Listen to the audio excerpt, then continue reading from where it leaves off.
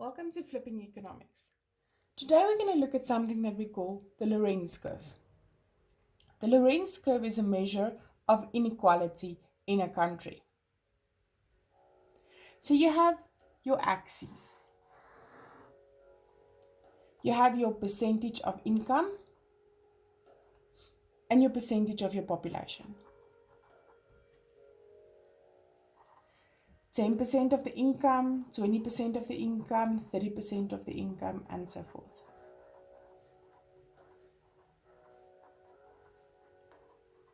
Then you have your percentage of your population. 10% of the population, 20% of the population, 30% of the population, 40% of the population, and so on.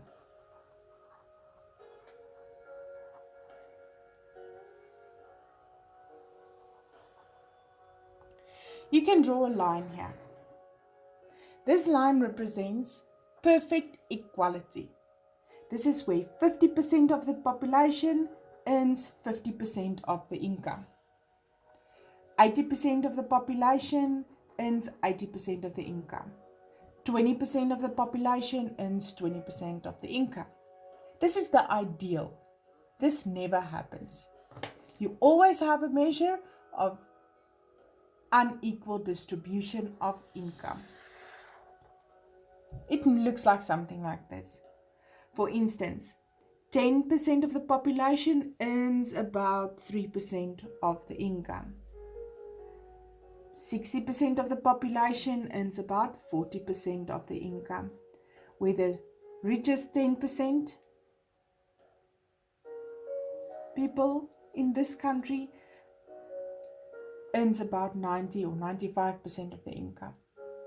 I want you to think about unequal distribution of income like that uncle you have in your family, or your dad or your grandpa, with a big stomach.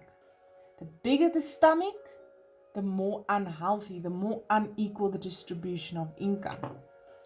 If your uncle goes on a diet, or your dad, his stomach becomes smaller. This resembles a smaller unequal distribution of income, where now 50% of the population earns about 40% of the population earns about 50% of the income. This is closer to the line of perfect equality. Now, further to calculate equality is by means of something that we call the Gini coefficient. If we take this area here,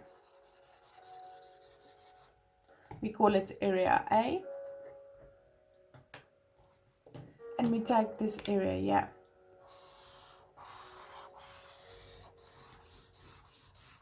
We call it area B.